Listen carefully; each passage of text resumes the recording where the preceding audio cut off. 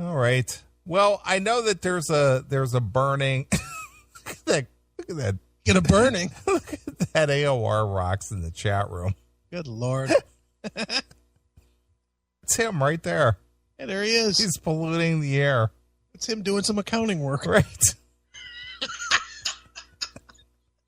That's what you call a spreadsheet.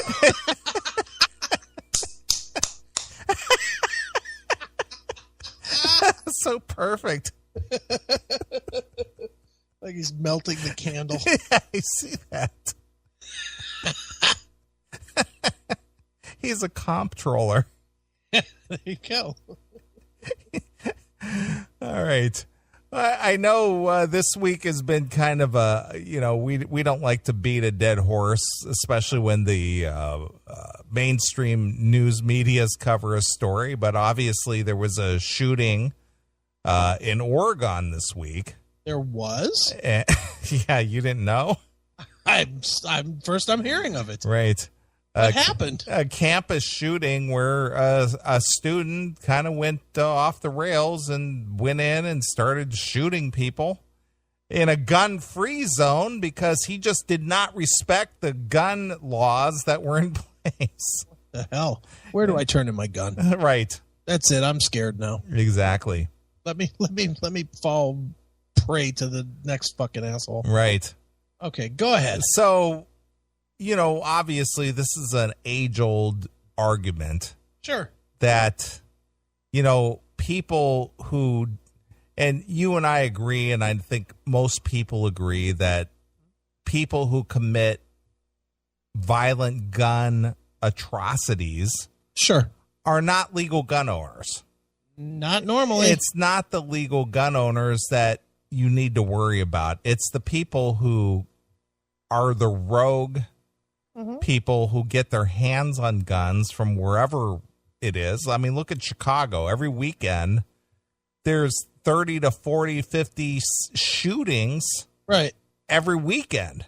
Right. That's every week. Can you go and open your window right now with a microphone? Because I bet you could hear a shooting. Sure. Within the next 10 minutes, there'll be another shooting. And these are not the legal gun owners out there shooting up their neighborhood. No. It's the illegal gun owners or people who get their hands on guns out there causing these problems. Yeah. Agree. No amount of laws in place are going to stop someone who can get their hands on a gun from taking that gun into a place where it says, "Hey, you can't have a gun here." Oh shit! I got one in my pocket here. Yeah, hold up. Let me put my gun away and go get a knife to kill people with instead. Right. This is a gun-free zone. So since I have no problem with anybody owning a gun that's a legal gun owner. Sure. And you are a legal gun owner. Right. I'm going to allow you to elaborate at this point. Well, the point is simple. A gun-free zone, which is what this was. First of all, the fucking president could not let the bodies get cold before he had to be on TV saying that we need to politicize this. Did you hear that shit? I did. Okay, so let's politicize it. Shall we? Since he said, these are his words, not mine. He said, everybody that has a voice should be talking about this. Sure. So we have a voice, right?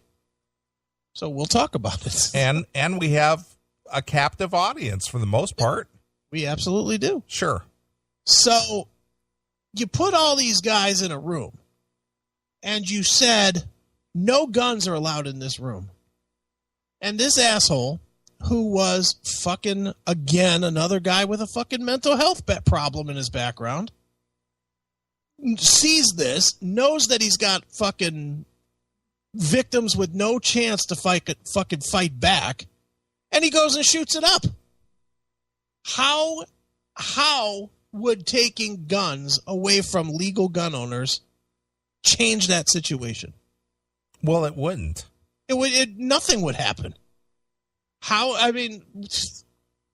You had that one soldier guy that fucking took 7 bullets. He took 7 bullets and he suffered 7 bullet wounds as well as broken legs. I'm not sure how that happened. Where the broken legs, I don't know if the guy shot him in the leg and fractured his bones or something.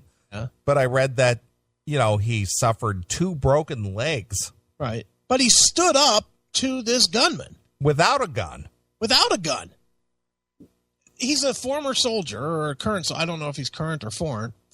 He served in Iraq, so I'm going to assume he's been discharged. Yeah. Okay. So this vet. Do you think if this vet had a gun that these other 9 people would be dead? I'm going to make the assumption that had he been carrying a gun, I mean, he stood up to the guy without a gun, right, in his possession. Took 7 bullets, but I'm going to make the assumption had he been carrying concealed carry or whatever, he shoots this fucker. He would have used it. He would have shot this guy down, and that is the big issue. People that don't want guns for whatever reason, most of it I think is just fear. Maybe I'm wrong, but I think most people that don't want a gun are afraid of a gun. They're afraid of the responsibility of it. Okay, that's understandable. And so don't have one. But do not try to put your opinion on me. Right. Your opinion means shit to me. And that includes this fucking president and this fucking government and all of them. Their opinion means shit when it comes to protecting myself and my family. Who the fuck is President fucking Obama to me? He's just some dickhead on TV that fucking lies all the goddamn time. Right. He has nothing to say about how I protect my family. This fucker doesn't. How does he fucking protect his family? With a caveat of guys carrying guns. Sure. Without the Secret Service, yeah, surrounding the White House or his limousine or wherever it is that they choose to travel, he would be as vulnerable as anybody. Yeah, so what? Where's his leadership by example? Put your guns away, cocksucker, and then we'll see how it fucking goes for you. Exactly. Well, see, getting back to your point about people who are afraid of guns, right? And I may have even brought this up on the show at one other point, right? A friend of yours, as well as a friend of mine, somebody actually I introduced you to, and I'm not going to mention names. Okay. His wife, our friend, our mutual friend, is an avid gun owner. Okay. His wife, now mind you, he and his wife have no children. Okay. They have no one living in their house with them. They have a very sizable house. They've got, I think it's like a 4-bedroom house. SK, right? Yes, correct. Okay. Mm-hmm. And he owns guns. Sure. He keeps a loaded gun in the house. Well, actually, several of them. I know that to be a fact. Sure. His wife is deathly afraid of the fact that there is, quote unquote, a loaded gun in the house. Okay. And it's just like, well, it's in this bedroom nightstand drawer. Right. What's going to happen? Mm-hmm. Nobody lives with us. We don't have children. Right. Nobody's here. Why are you afraid of a gun that laying in a drawer? Right. What's going to happen to it? I just don't like the idea of this loaded gun in the house. Why? Is it going to fire itself? Yeah, where's it? What's going to happen to it? Unless somebody physically opens up that drawer, pulls that gun out, sets the safety off, and points it somewhere, what's going to happen to it? Right. But for whatever reason, she blows him shit about it all the time. Sure. So that part I don't get, and we got a phone call. Hail and kill caller, you're on the air. Oh, they're gone. All right. But see, I don't get that. If you had children in the house and had a loaded gun in a drawer, I guess I would understand. I get it. Mm-hmm. But if you're 2 grown adult people living in a house by yourself and there's nobody else in the house and you keep one in your bedstand drawer, what's going to happen? Nothing. As long as it lays there and nobody opens that drawer, it's not going to get out by itself. Yeah, exactly. So what's the fear? Well, everybody, they always lean toward the crazy, but nobody wants to actually address the crazy. These shootings all happen by these fucking crazy fucks. They're all on fucking meds and nobody wants to address that. When do we hear that part of it? When do we have and you know me, for as much as I am never giving up my guns, I am actually pro if you have a medical, problem or something where you're on a mental health drug, you should have to turn your weapon in to the fucking sheriff, to the sheriff of your town. That's my own personal stance. Sure. And then when you get released from that, then you get your gun back. When you get a doctor's note saying that you're no longer on Zoloft or whatever, mm-hmm. then you get your gun back. I don't have a problem with that. I don't have a problem with the 10-day wait. Honestly, I know a lot of fucking NRA gun nuts do. They're like, we should be able to buy our guns whenever. What the fuck is 10 days? Yeah, I agree with that. Why not wait? Because, the last thing, not that and to be honest, I don't think it happens that often, but it's always the argument that gets put out there is that people say, well, if you get pissed, you could just go buy a gun and kill your wife or whatever. Sure. And I don't think that happens very often. Right. I mean, I'm not sure. I've not studied it, but I don't believe that happens a lot, does it? Not that I'm aware of. But a 10-day wait, I have no problem with that. Well, you probably waited years before you decided to buy one. What's 10 more days? Yeah, I mean, I waited 23 years before I bought one, sure. And I was trained to fire them. Exactly. So I don't understand where I have a problem. I don't care if people want guns or don't want guns personally. Just don't tell me what I need to do because of you. Your opinion, your fear, your lack of willingness to protect yourself, or I don't even want to say it that way. Your decision to not protect yourself with a weapon should have no bearing on me protecting myself with a weapon. Right. That is the big problem I have with all this gun control bullshit. And the stats are out there for anybody that wants to look. It's 2 1,000ths. Yeah, it's 0.00025. Yeah. That is the percentage of legal gun owners that fucking illegally shoot people. 0.2 1,000ths of a percent. You got a higher percentage getting struck by lightning. Yeah. You definitely do. You got a higher percentage of Lou Graham killing you with his bad singing. Well, I brought a story to the table here. Okay. That kind of proves the point where gun control laws are basically worthless. Okay. This just happened just recently. All right. In Dallas, Texas. Sure. A female dentist was gunned down. Okay. By a thug, more or less. Right.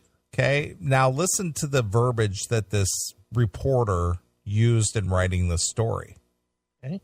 The man accused of killing a Dallas dentist last month has been arrested for capital murder, and the woman accused of hiring him to commit the crime is at large. Okay, so somebody did a killing for hire type situation. Okay. Christopher Love, 31, was arrested Friday for the murder of Dr. Kendra Hatcher, the Dallas Police Department said. The 35-year-old dentist was shot execution style in the parking lot of her apartment complex on September 2nd. Okay. Love was in possession of the suspected murder weapon when he was taken into custody. Mm-hmm. A warrant was issued for the arrest of 33-year-old Brenda Delgado, who was accused of hiring Love to kill Hatcher. The arrest warrant for Doghou is also for the capital murder. Love was charged with capital murder and unlawful possession of a firearm by a felon, police said, and taken into custody at the Dallas County Jail at $2.5 million bond. Wow. So there you go. This guy was in possession of a weapon illegally as a felon, and he committed this murder. Mm-hmm. Love has admitted to his role in the robbery, which resulted in Hatcher's death, according to the arrest warrant affidavit. Days after the September shooting, a third suspect, Crystal Cortez, 23, was arrested in connection with the murder. Cortez allegedly admitted that she conspired with Doghou to rob the complainant for remuneration, which resulted in her death, according to the arrest warrant. Okay. But the crux of the story is Love was charged with capital murder and unlawful possession of a firearm by a felon. Right. Okay, so how is gun control laws going to stop this guy from getting a gun and possessing it? It's not. It's not, because he's going to possess it regardless of whatever the law says. If the law says, hey, felon, you can't have a gun, he had one anyway. Right. So what good was the law? Dude, do you think, and let's just, for the sake of argument, all guns are now illegal, okay? We got to turn them in. Everybody has to turn them in. How long will it be before the bootleg gun business is in full swing? It's just like prohibition. It will be in full swing before they can collect the other guns. Exactly. And you know what's going to really happen in that situation? Actual law-abiding citizens are going to start breaking the law. Exactly. Because I'm going to tell you now, if they outlaw the guns, I'm getting a gun. I'll tell you, I don't give a shit that it's out there for anybody to hear, too. If they make guns illegal, that doesn't mean I'm not going to have a gun. I'm just going to get it through other means. Sure. And which is what this Love guy probably did. He didn't go to some gun store and register to buy this thing. Sure. He bought it off the street. Of course. Not hard to find. Exactly. They're definitely not hard to find if you want one. You know, and I hate to throw this example, but I'll throw it just because it's a TV show based on some reality of what goes on. You know, you look at Sons of Anarchy. What was their deal? They were running guns on the street. Exactly. And there are, you know, yeah, that's a TV show, but it's based on some shit that goes on. The president got caught up in it. You know, 6 years ago or whatever, when he was fucking selling drugs or selling guns to the fucking cartel. Right. Or his administration was, but Sure. It was backed by him. This fucking guy. And this is the fucking guy that's going to tell me that I can't have a fucking gun? Fuck you. Fuck are you, shitwad? Alien Kill Caller, you're on the air. I'm not going to get too far into this because, surprisingly, I'm sure this has come as a major shock to you. I'm not anti-gun. But a couple of your arguments don't quite hold water. Okay. Maybe having this discussion in the context of the Umpqua College shooting isn't the best thing because all his guns were purchased legally. Did he purchase them, though? But they were still purchased legally. No, but did he purchase them? Yes. He obtained them illegally, didn't he? Yes. I don't know the answer. That's why I'm asking the question. No, he did buy them. Okay. All I'm going to offer back, Doghouse, I'm not going to say you're wrong. I don't know, but I'll go that you're right. He also had mental health issues, true? True. So why are we not discussing that? Why is that not on the table? Every one of these guys in the last 5 years has had big-time mental health issues and been prescribed to psychotropics. And we never talk about that. Okay, why is that not part of the issue? Well, what do you want? I mean, you want to have to fill out a psychiatric questionnaire to get a gun? Do you want to have to go to a shrink and get a... I mean... No. What I want is that... because you're going to bitch about that, too. What I want is that if you get prescribed, if you get prescribed, you have to turn in your gun to the local sheriff. And until you get off of that from your doctor, then you don't get your gun back. How does that get enforced? I mean, how does that get enforced? You got to have. I'm actually, and this will surprise you. I'm actually not so opposed to some sort of documentation that you have guns. Well, isn't that part of the registration process that if you purchase a gun, isn't it on record somewhere? It is on record, but I'm saying that I don't necessarily have a problem with having to, just like you have to every year with your car, go and get it registered and prove that it's a fucking working vehicle. I don't have a problem with you having to go in somewhere and say, here's my guns. Boom, and throw them on the table to prove that you didn't fucking sell them illegally. To prove that you haven't, if you want to be a responsible legal gun owner, then what's the problem with proving it? And I know that the argument behind that is, well, that's just the first step to collection is that they know what you have. Or it's just that it's an invasion of privacy to be digging into your mental health and making you answer questions that you don't feel you should have to answer about your. Well, have you ever felt like killing yourself or hurting other people, or whatever? Whatever the. Don't you have to do the same things though with other things in life? Like what? Like driving a car. You have to answer questions. You have to answer questions about your mental state to drive a car. You can't be nuts. You have to. Don't you have to? There's plenty of fucking nuts on the road, dude. I agree, but I'm not necessarily. My point is that I don't think that the argument goes anywhere. I guess this is my real point to this whole thing. I don't think the discussion goes anywhere because everybody is so fucking dug in, and there's no amount of actual discussion with this. There's no discussion with it.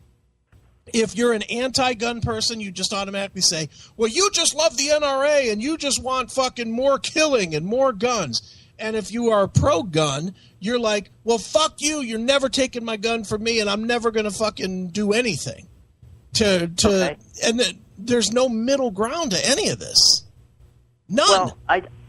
Well, put it this way. I saw some lady, she's like the head of some psychiatric institute, and her suggestion was to have the clerks in the gun shops have you fill out some kind of questionnaire before they process your gun orders. Okay. Now you can hear the privacy, the privacy watchdog screaming "holy hell" before she even gets the sentence out of her mouth. You know what I mean? Right. But you know what? But you know what, Doghouse? To fix something, sometimes it's got to be painful. It's just that simple. So it's never going to be this clean, easy fix. Sometimes you got to piss fucking people off. I agree, but everybody agrees that it should be somebody else, not them, that gets pissed off. You know what I mean? Well, you know what? Then somebody has to lose. And the reason it doesn't happen is because whoever has to lose is not willing to give up their fucking political power and their political capital to actually take a stand, a real stand, toward finding the middle and fixing or... You're never going to stop this. I mean, let's just be honest. I don't give a shit what kind of legislation you put out there. I don't give a shit what kind of fucking training you require and papers and all this. You can change every law in the world and you're still going to have somebody walk into a movie theater and gun down 30 fucking people. It's part of our culture now. Accept it, be prepared for it, and do what you got to do to survive it. And it's not even necessarily new. It's just that it's being reported more, and it's being motivated by different things. The number of school shootings since 1984 has actually gone down. Of course. See, I don't think I'm going to even go further back than that. Not only is it not new, but it's not even uncommon. I mean, dude, the wild, wild west of the 1800s, the 1850s and whatnot. These motherfuckers were shooting each other because they didn't get their drink fast enough. Sure. But I mean, just take school shootings. Sure. 30 years ago, they were motivated by, drug battles. It was almost sort of like gang warfare in inner city schools. Now, it's some maladjusted white kid who's, addicted to video games or computers or whatever, maybe he's somebody who's kicked around the locker room and called a fag all through high school or whatever. It's something. There are like five commonalities, I guess you would say, that tie a lot of school shootings together, and only one of them is the availability of guns. Right. Mm-hmm. Well, and this is, we'll get into a whole weird discussion here, but I'm a firm believer that a big part of the problem with especially the young generation is that we now, instead of making these kids adapt to the standard, we adapt the standard to these kids.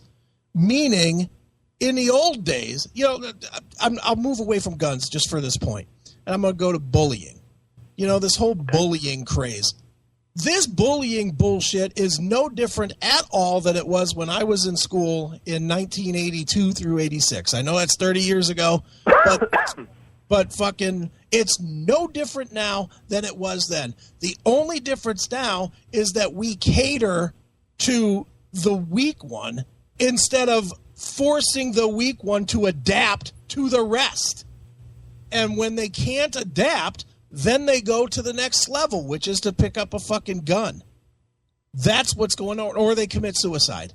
They can't adapt, so they do A or B. They commit suicide, or they pick up a gun and go after the person that hurt them, hurt their feelings, didn't see them as them. All this transgender bullshit. Isn't that what we, what your dad would teach you in the old days? Well, if you're bullied, stand up and punch him in the nose. Right. Yeah, so now we don't. Hey, I'll go you one better than punching him in the nose. I'll shoot him in the fucking head. Yeah, but that wasn't the way it went, dude. I mean, I had guns available to me when I was a kid, and I was a volatile fucking kid. I make no bones about it. I got in all kinds of fights. But you know what happened? You probably were a bully. Maybe I was. But you know what? When we would have fights, when we would fight, you would fucking knock somebody around, or they would knock you around, or you both knock each other around, A, B, or C. And at the end of it, a day or two later, you're like, dude, that was fucked up. Let's move on. Because we were forced to meet the standard. There's no standard that anybody has to meet anymore. You want to be a fucking chick? Okay, now you're a chick, even though you've got a cock. You can identify as that. You don't have to identify as who you are and what you are anymore. And when people don't accept it, you're allowed to be hurt, and you're allowed to cry about it to the point that you lose it. And that's where you get all these. Why do you think there's so many teen suicides? Because they're so coddled, and they're like, no, nobody's adapting to me like they're supposed to, instead of them adapting to the situation they're supposed to have. I agree somewhat, but I think it's obviously it's taken somewhat too far to where there's no standard, and the bullying craze of course is taken too far. Where boo-hoo, if somebody called me a fat slut on Facebook, so I had to change schools or whatever. But at the same time, back in the old days, there's still the same amount. You could have the appearance of conforming and adapting to the norm, but you just didn't talk about the inner turmoil that goes on inside until one day you're 45 and you blow your fucking brains out, or you beat your kids because you got bullied as a kid, or because your dad beat you, so you beat your kids, or you got issues with women and all that shit. It just wasn't talked about. I'm not saying that you're wrong, but what I'm saying is, at least in those situations, if you didn't address it until you were older, because I have a lot of friends, quite a few actually, that I went to high school with that, dated chicks, and now they're sucking cock. It's just what they turned out to be gay later. And no, they were gay. They had the pressure to date chicks. They felt like they had. I mean, but hold on. Let me finish my point. Go ahead. The reason they didn't come out when they were 15 years old was because of the pressure. And the reason that actually was not a terrible thing was because by the time they did come out, they were older and more mature and more able to deal with the world.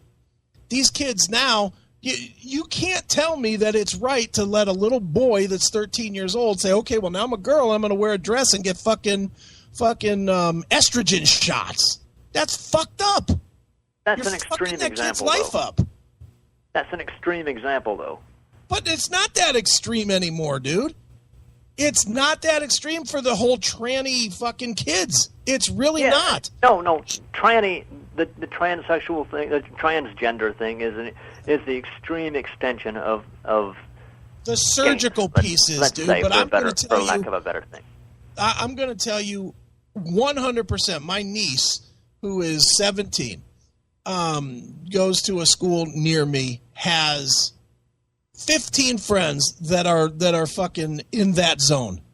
That 15 friends, boys that are starting to wear dresses and fucking identify as chicks, girls that are identifying as guys.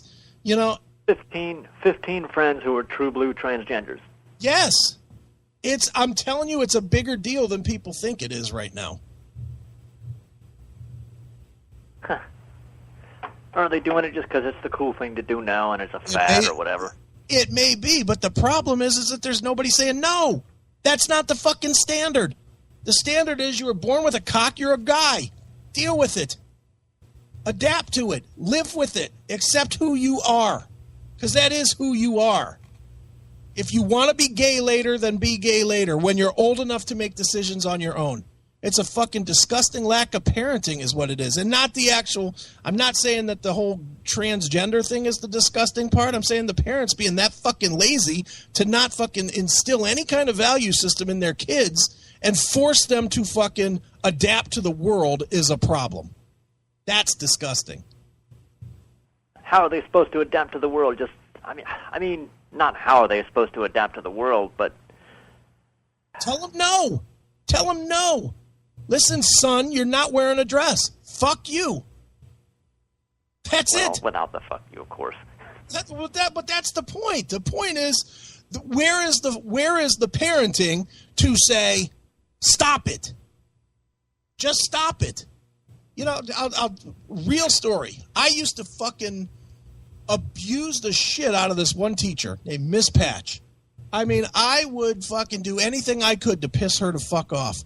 And when my dad caught wind of that shit, he brought me in the house. I actually got suspended for something I did to her, and my dad sat me down and was like, you're going to go into the school tomorrow and you're going to apologize to her and you're going to this and you're going to that. And I looked him in the eye and I said, no, I'm not. You know what he did? He fucking belted me one. Bang! And you know what I did the next day? I went in and I fucking apologized. But you didn't mean it, did you? Well, it doesn't matter if I meant it or not. I still acted within the standard. I still had to learn a lesson. And that lesson was that she was my elder and I was going to respect that. By hook or by crook. Believe me, dude, I don't disagree with you that. I got family members that work in the school system. I hear the stories, dude. Principals that are cleaning up the trays in the cafeterias because the kids just leave them there and walk away, and somehow the principals and administration feel that they can't make them clean up their fucking table. Because they're afraid they're going to get sued. And the parents... You're abusing my kid. You're doing this. You're giving him low self-esteem. You're picking on him. Right. Dude, when I was in school, I picked on this one girl at one point in my senior year.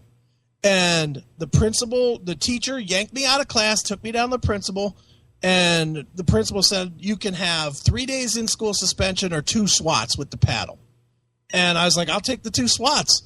And the first thing he had to do was call my mom, to tell her that he was going to fucking whack me. And my mom couldn't have been more. Give him 3 is what she told him. Give him 3. That was parenting. Sorry, but that was. And I deserved it. And you know what? The lesson behind it was not, ow, my ass hurts. The lesson was, you act like an asshole, you get this treatment. And we don't do that anymore. These kids, my kids used to come home and tell me stories about how they would sleep in class and fucking play their video games and shit. And I was like, we would have gotten destroyed for that kind of shit. Fuck, dude, I slept in class too. And never a teacher came up to you and just whacked you in the back of the head to wake up?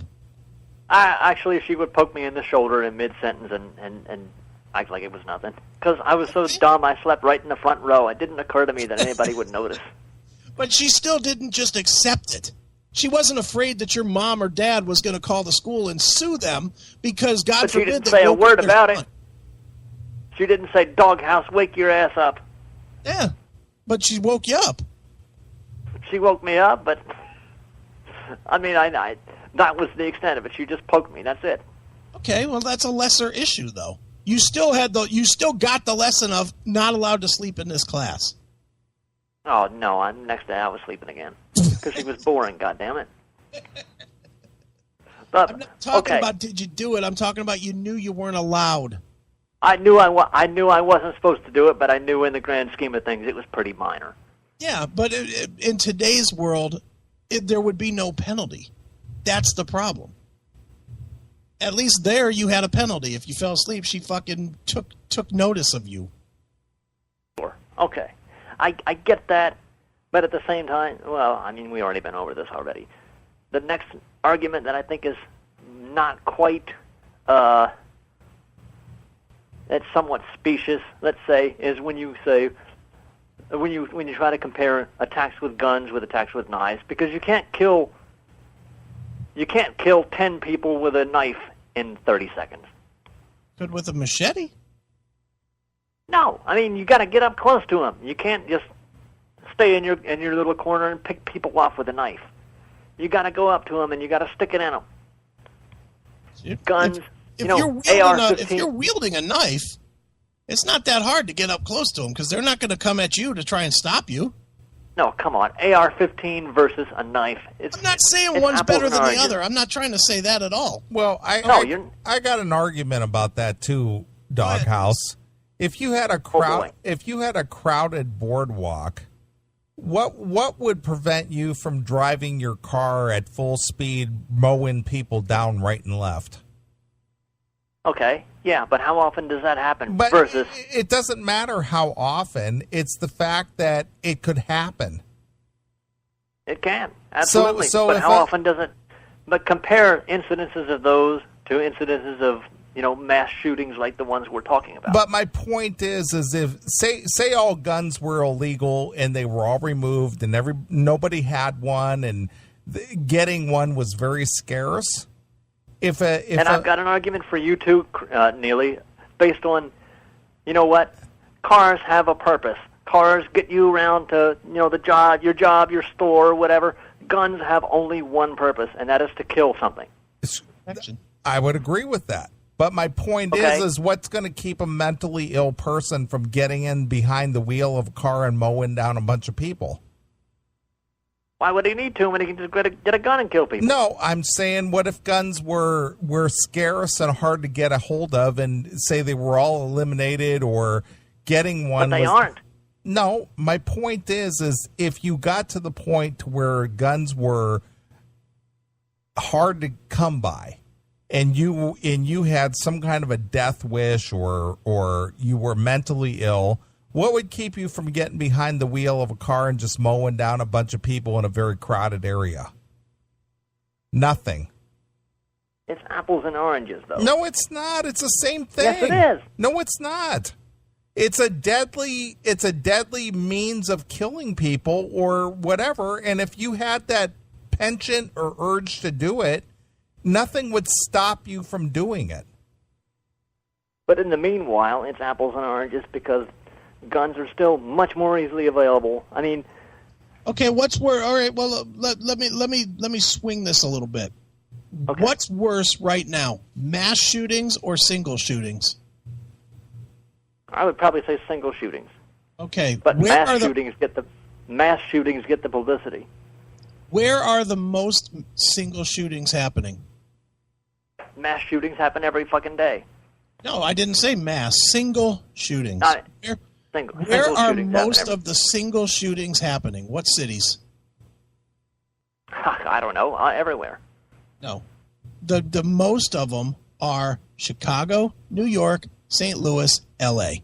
1, 2, 3, 4. Guess where the most stringent gun laws are? Chicago, St. Louis, New York, and I'm not sure on L.A., but 3 of the 4 anyway. Chicago has a no gun law at all. Nobody in the Chicago proper is allowed to own a handgun. Nobody.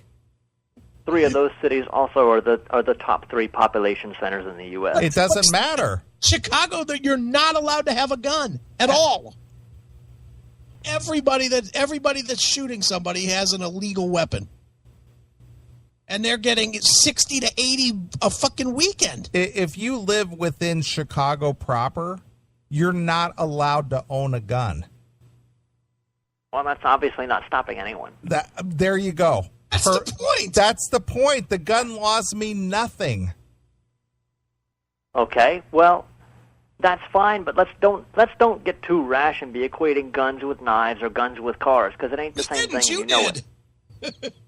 No, Neely did. I did. I brought up the car thing, but my point is that the laws mean nothing, because the people who don't abide by the law, those are the ones who are doing the destruction. Well, we should go back to the mass institutionalization of anybody that doesn't fit the norm, like in the the 40s and 50s, real cuckoo's nest stuff. Be the first one locked up. I think you probably would, Chris. I mean, it was in the mid to late 60s when the institutions basically, kicked out people that they thought, after all, weren't really crazy after all, and the backlash against institutionalizing anyone who was a little off. Well, I'm all for shooting the homeless, like Sam Kinison said. Oh, of course. Well, they don't have guns, so it's okay. Right. That sounds like America, doesn't it? It does. Shoot the homeless. Just because we're not going to solve it. No, I guess we're not. Yeah, Frank, how you doing, buddy? This is Al. I gotta say, I don't have a whole lot of hope for mankind. Well, like I said, Doghou, earlier in the show, if something happened to me tomorrow and my life came to an end, I would have 0 regrets. I wouldn't go, man, I meant to live 10 more years to do something. And it's just like, you know what? I'm done. Because they're not giving you your 20s back. Exactly. It's another 10 years, sitting under the quilt in the nursing home. Well, we'll see in the next 30 days how it goes for Tim before he dies. I was going to say, speaking of stuff like that, what did you just say about Tim James back a while ago? He's dead? No, he called in and said he has cancer on a kidney. No way. That's what he said. Huh, wow. He said he's getting an operation in 45 days to take care of it. Found it early. Okay. He has good prognosis, and he's not worried. Well, you got two kidneys. You only really need one. That's what I told Chris. He'll be sucking cock for many years to come. Exactly. I hope it's spread already to the other kidney. Wow. Then you can give him one, Chris. No, then I can make fun of him right to the grave. Providing both of yours aren't totally fucked by now. Right. Mine's just ton. Are you kidding me? Mine's like be like I might as well just mail him a piece of Swiss cheese. Jesus Christ. In a cooler, of course. Of course. Right. In an igloo. All right, that is all. Hail and kill. Fuck you, pal. All right, there goes a little spirited debate. But again, what it boils down to, no law is going to prevent anybody from doing anything. Demon in the chat room, Tim James doesn't have cancer. Tim James is cancer. Right. There you go. Nothing more to add. Yep, that's about where we need to leave it. All right, dude. Well, anyway, it's been a spirited show. I want to thank Michael Wilton for being a part of the show, as well as Ross the Boss, also our good friend Bob Nalbandian. Right. Everybody's checking in, and of course, everybody in the chat room, everybody who listens live, my good friend Chris Aiken, everybody. And Satan. We like everybody. That's right. Even Doghou. Well, okay. All right. Doghouse. I'm all for it. You know me. I love these kind of debates. I do too, and I like the fact that Doghouse has, his point of view, and he steps up to the plate. And at least none of our other listeners will step up and say shit. That's right. Well, faggots. Doghouse doesn't mind being wrong. Yeah, you faggots. One of us step up and say shit. That's right. All right. Well, I'm done. I've had enough. I'm gonna go to bed, and I don't know what. My Steelers lost on Thursday, so I got nothing to watch tomorrow. Maybe some Pirate baseball. Yeah, I have to go to FamCon tomorrow. Yeah, you're a businessman. Yep, I'll be out at FamCon passing out coupons and letting people play video games for free tomorrow. Sure. What a fun day. Yeah, fantastic. I can't wait. All right. Well, it's been fun. I enjoyed the live show. I was really excited about doing the show tonight, and it went very quickly. Yeah, it did very, very, very quickly. I can't believe it's over already. No, we hardly got to anything. We did, really. All right. Well, anyway, as always, I appreciate everybody who tuned into the show tonight, and we'll be back next Saturday. I don't know what's going on. I'm sure Chris isn't really aware either, but I most certainly am aware. Really? What do you got going on? Joel Hawkstra. Oh, really? Yes. Oh, nice. Whitesnake's Joel Hawkstra. Yeah. He replaced Doug Aldrich on guitar. Right. He's promoting his solo record 13. Okay. That's what's going on. All right. Joe Hawkstra. Yep. All right. Sounds good to me. All right. Well, let's get out of here. We'll be back next Saturday. Thanks for tuning in and being part of the Classic Metal Show and blah, blah, blah. And I think the only way to end the show is with some AC/DC, since our good friend Bob Nalbandian gave us a live AC/DC update. All right. From Back in Black. Thought I'd end with some Shoot to Thrill. Sure. Nice. Perfect song. Perfect.